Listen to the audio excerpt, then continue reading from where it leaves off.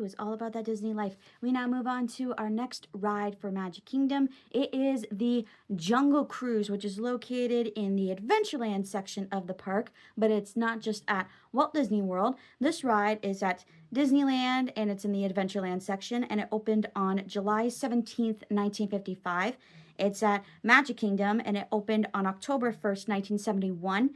It's at Tokyo Disneyland and it's in Adventureland, and it opened on April 15th, 1983, and then it closed January 6th, 2014 to be replaced by Wildlife Expeditions, which opened on September 8th, 2014.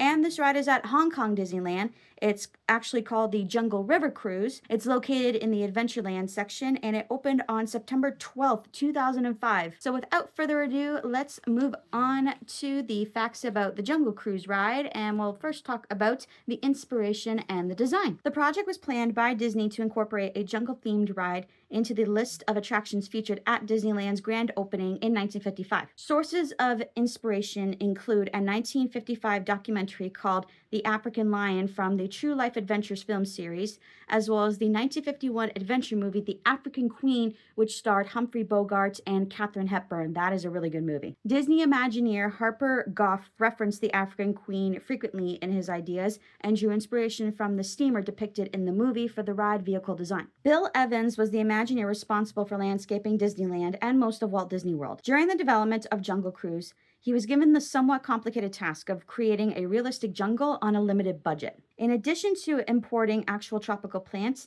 he incorporated character plants which have an exotic appearance despite not being exotic. He had used a well-known trick for uprooting local orange trees and replanting them upside down, growing vines on the exposed roots. The ride's water clarity, known as turbidity, is controlled in a manner that obscures the boat's guidance system and other undesirable items like perches and mechanized platforms of the bathing audio animatronic elephants and hippos. The waterway was originally dyed brown, but was later changed to other colors, first to a green hue and later to a bluish green. When the water returns to the attraction, it travels through a 37-inch diameter underground pipe before it can be utilized again. The waterway depth is approximately 5 feet and circulates southward from the northern end of Frontierland's Rivers of America to Fantasyland. The path of the ride takes riders past Frontierland's entrance and into Adventureland, where it drifts alongside the Tiki Room before re-entering Jungle Cruise near the ride's exit. The 1,920-foot waterway was later shortened and rerouted in 1994. Although Goff and Evans can be credited with the creation and initial design of the ride,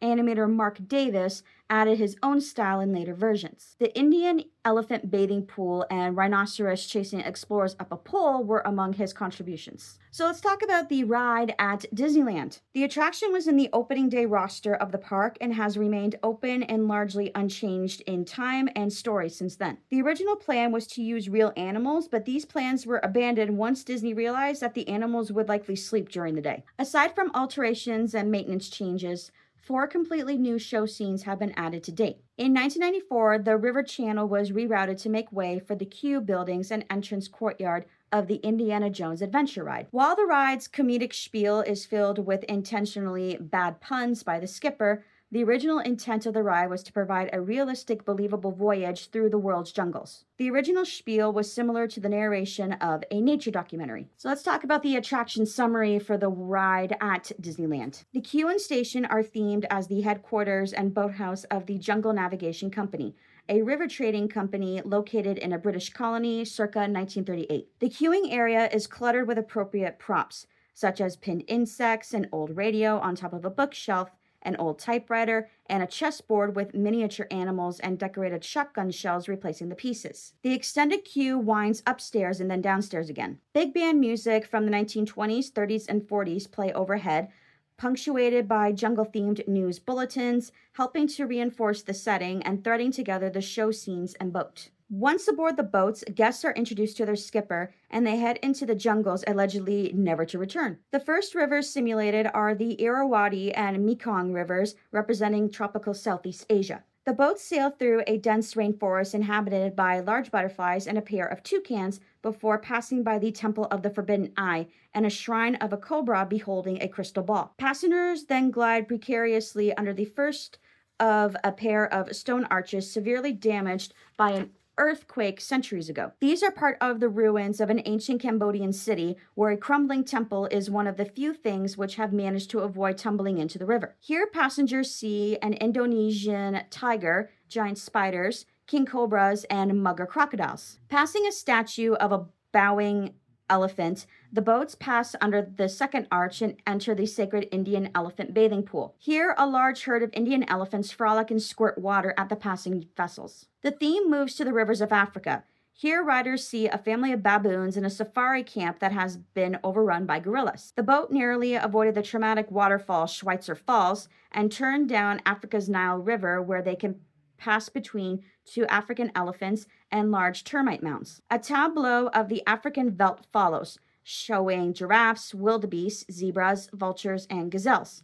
Then a pride of elephants feasting on a zebra beneath a rocky outcropping. Beyond the lion's den, an angry black rhinoceros has chased a safari party up a tree, much to the amusement of spotted hyenas. The skipper then pilots the boat into the Congo River, spotting the wreckage of a boat that has sunk while also disturbing a pod of hippos that signal their intent to attack the boat. Drums and chanting are heard as the boats enter through the Congo and end up in a place called Headhunter Country. Guests can spot another boat being taken over by chimpanzees as they raid the boat of its supplies and accessories. The boats then pass by more chimpanzees who have raided the box of butterflies. The boats now pass behind Schweitzer Falls to enter the Amazon River. Skeletal animal remains and warning signs featuring pictures of dagger-toothed fish forewarn the next show scene, where the boats encounter a swarm of leaping piranha. The guests then pass a couple of water buffalo and a boa constrictor. The boats then finally pass by a former lost and found stand, which has been transformed by Trader Sam to become Trader Sam's gift shop. So let's talk about the boats themselves that are used on the rides at the different parks. There are 12 vehicles with a maximum of 9 in operation at any given time. The boats in 1955 were painted as clean, idealized replicas, but have since been given a more realistic theming, reflecting the grunge and wear of actual watercraft due to the addition of Indiana Jones' adventure and its ruggedness. So let's talk about the Jungle Cruise at Magic Kingdom. Walt Disney World's Jungle Cruise is set as a Depression-era British outpost on the Amazon River, operated by the fictional company, the Jungle Navigation Company, whose advertisement poster is painted on the wall near the exit of the attraction. Albert Awol's broadcast is different from that of Disneyland's, being ride-specific. Also, unlike Disneyland, the queue never extended to a second level. Near the Hippo Pool, a piece of a downed airplane can be seen along the shoreline. This is the back half of the Lockheed Model 12 Electra Jr., previously found at the Great Movie Ride at Disney's Hollywood Studios in the Casablanca scene. Each variety of plant throughout the attraction was carefully selected by landscape architect Bill Evans to ensure that the foliage would be able to endure Florida's unique climate, hot summers and relatively cool winters. The most difficult aspect of this was making sure these plants had the appropriate look and feel of traditional tropical plants in the equatorial jungle. A Jungle Cruise themed restaurant, the Skipper Canteen, opened in December of 2015 and expanded on the Jungle Navigation Company storyline, making Dr. Albert Falls into the founder of the company in 1911, with his granddaughter Alberta Falls taking charge of the navigation company and the Jungle Cruise in the 1930s. So let's move on to the attraction summary for Magic Kingdom's version. The Skipper welcomes the boat full of guests down the tropical rivers of the world. The ride starts out in the Amazon River, where the passengers encounter butterflies with 1-foot wingspans, or as a skipper might say, 12 inches. The boat then passes Inspiration Falls, which transitions into the Congo River in Africa. The boat passes by a bench with a shop named Boats and Baits and Bites, and then passes an African rock python. The boat then passes a camp that has been raided by western lowland gorillas, which transitions the cruise into the Nile River. After encountering 2 African elephants, the boat passes along the African veldt. Riders see a family of olive baboons with numerous African animals, including giraffes, wildebeest, gazelles, vultures, and zebras, watch a pride of lions feasting on a zebra beneath a rocky outcropping. The boat then passes a lost safari group that has been chased up a pole by an angry black rhinoceros and are now trapped and surrounded by spotted hyenas. The group then passes by a pair of Nile crocodiles and another waterfall, Schweitzer Falls, and heads past the remains of a plane crash. The boat then encounters a pool of hippos about to charge the boat until the skipper scares them off. The boat passes by another boat being raided of its supplies by chimpanzees and then proceeds into the Mekong River. After encountering a mugger crocodile, they enter a temple that has been destroyed by an earthquake. Inside, a peacock is seen showing off his feathers, as well as some king cobras, giant spiders, monkeys, and a Bengal tiger can be found. After they exit, they come across an elephant bathing pool where numerous Indian elephants are relaxing in the water. The cruise concludes after the boat narrowly avoids being sprayed by water from one of the elephants. So let's talk about the attraction at Tokyo Disneyland.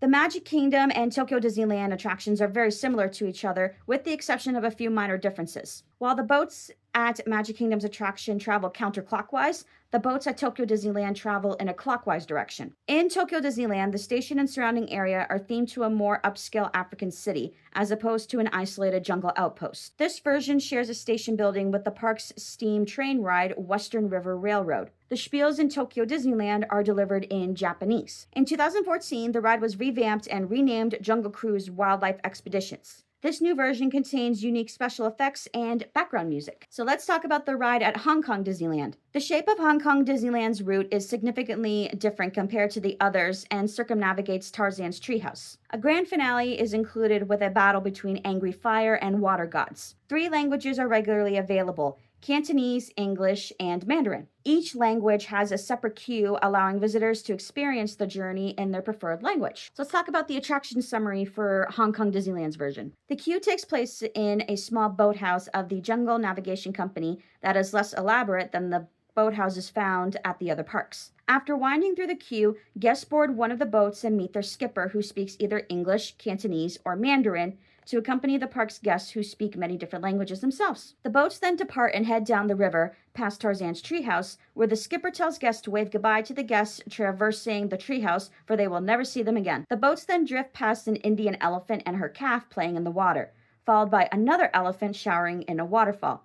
A large bull Indian elephant emerges from the water, squirting a plume of water at the boats, with the guests narrowly avoiding the free shower. The vessels then drift down a narrow stream past ancient Cambodian ruins, which have been claimed by the jungle. Giant spiders and king cobras watch the boats as they move on. Up ahead, several crocodiles are seen resting on a small beach, while a school of hungry piranha are jumping in the hopes of attacking the guests. The boats escape into Africa and pass a large safari camp where several curious gorillas have discovered clothes, guns, hammocks, and books, as well as the Trash in the Camp song from Tarzan plays on nearby 1930s radio. The African veldt comes into view, where antelope, giraffes, zebras, and African elephants stare at the boats. The vessels then drift into a small pool where a pod of hippos try to tip the boat. Several feet ahead, a rhino is seen chasing a safari group up a tree, while several hyenas look on laughing. Skulls and cloth impaled on broken bamboo sticks appears as tribal drums and horns fill the air. The skipper tells guests they have entered headhunter country and must quickly sneak by. The boats slowly pass through the main jungle, where several upright shields rest in the tall grass. A native notices the boats, and all the shields, now revealed to have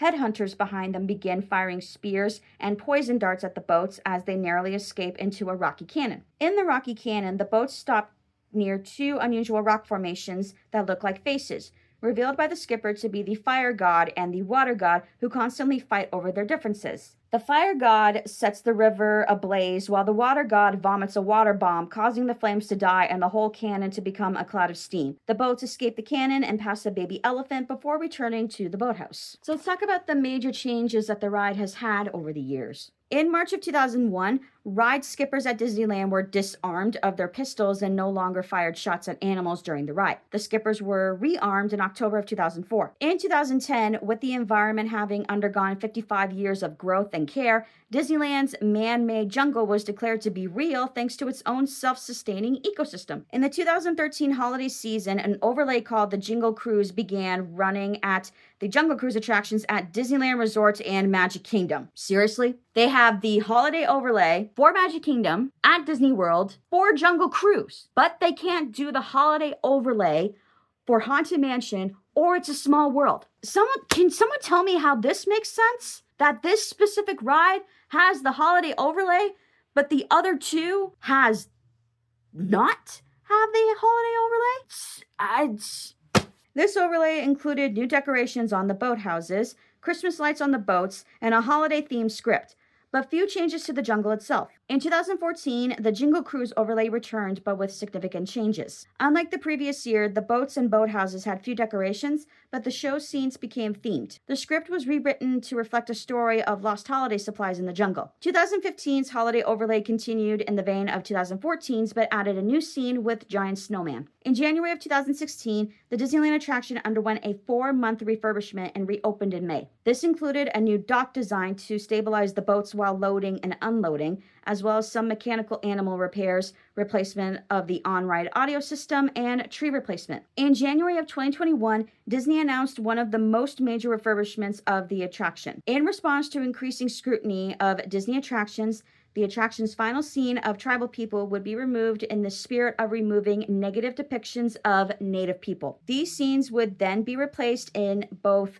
Disneyland and Magic Kingdom's versions of the ride. These new refurbishments will only include the removal of inappropriate content. The updated storyline emphasizes the reimagined Trapped Safari characters consisting of Felix Peachman XIII, the unlucky skipper, Siobhan Puffy Murphy, an Irish ornithologist, Leonard Moss, an African-Canadian botanist, Kon Shunosuke, a Japanese entomologist in the Society of Explorers and Adventurers, and Rosa Sota Dominguez, a Latin artist, with the remains of their boat and supplies being taken over by a group of chimpanzees. So let's talk about the Jungle Cruise in pop culture. In a Disney sing-along songs video volume called Disneyland Fun, the Jungle Cruise ride makes an appearance during Following the Leader, a song from the 1953 Disney movie Peter Pan. Jungle Cruise was parodied as Timon and Pumbaa's Virtual Safari on the Lion King Special Edition DVD. A similar bonus feature called Baloo's Virtual Swinging Jungle Cruise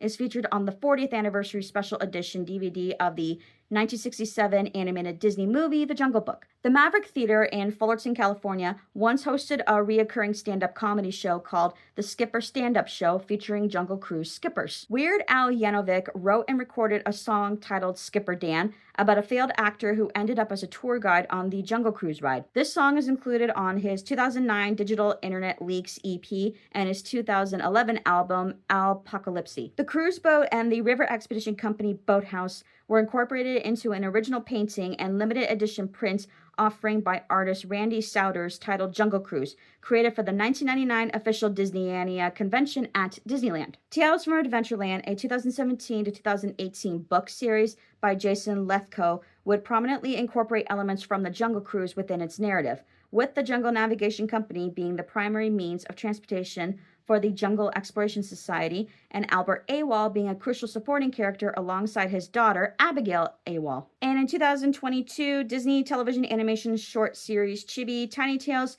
featured a short with the DuckTales 2017 reboot characters visiting the ride. So let's talk about the soundtrack for the ride. A studio-recorded soundtrack of the Jungle Cruise was released in 1968 by Disneyland Records, included as the B-side of the album Walt Disney Presents the Enchanted Tiki Room and the Adventureland Jungle Cruise. The Jungle Cruise attraction has always featured narration by a live Disney cast member. For the release, the narration was provided by Thurl Ravenscroft. This soundtrack was also used in Disneyland television features as early as 1964. So let us move on to the film adaptation of The Jungle Cruise. For years, Walt Disney Pictures contemplated the idea of making a full-length action-adventure movie loosely inspired by the theme park attraction. Early planning set a production starting date in 2006 with a planned theatrical release in 2007. But multiple changes to the script and other issues delayed film production. The original screenplay by Josh Goldstein and John Norville was reportedly rewritten by Al Gough and Miles Miller. Initially announced to star Toy Story duo Tom Hanks and Tim Allen, a later iteration of the project selected Dwayne Johnson for the starring role. The movie was described by The Hollywood Reporter as a period piece in the vein of Humphrey Bogart's The African Queen. Johnson also signed on as a producer, and production began in 2018. The movie's release was delayed from 2019 to 2020 originally, and it was postponed again to 2021 during the COVID-19 pandemic. The world premiere for Jungle Cruise was held at Disneyland on July 24th, 2021, followed by a theatrical release in the United States on July 30th, 2021. The movie's plot focuses on a group's riverboat journey through a jungle in search of a cure for many diseases. So my experience with Jungle Cruise, I hate to say this, but I think it's twice. I've only been on this ride twice. The first time, obviously, when I first went to Disney World in 2016, it was one of the first rides that we got a fast pass for the first time we went, and we found it like so like inspiring and amazing, and I've always wanted to go on it, especially since I had the Disney sing along version video, Disneyland Fun. I've always wanted to see or experience the Jungle Cruise ride because of that Disney sing along video, and it was just amazing, and just as amazing as I thought it would be. And then I believe the second time we went on it was the second time we went, or we tried to, or I can't remember if we only went on it once or twice, but I do believe we went on it a second time in 2019, just a refresher, just for something to do. My husband and I tried to get on it when we went in 2021, but because the movie had just came out in the summer and we went on our honeymoon in October, the ride line was absolutely ridiculous. We couldn't even get on it when we went to the Boo Bash, like the Halloween party, because the ride was ridiculously long. Because the rumor mill was that because of the changes, and a lot of fans were thinking that there would be elements from the movie on the actual ride. Wasn't there? Someone needs to let me know if it was at Disney World or is it all at the Disney parks that Jungle Cruise is at. Wasn't there, didn't they add like a wax figure of Dwayne Johnson on the attraction? Someone needs to let me know. I think, didn't Dwayne Johnson replace Trader Sam? Isn't that the Disney rumor that I heard years ago? I can't remember. I think I saw a video of the updated version. Someone needs to let me know if this is like an accurate, did Dwayne Johnson replace Trader Sam? That's all that I need to know. So, if you like this video, please hit that like button and don't forget to subscribe. And I hope you have a zippity-doo-dah day. Goodbye.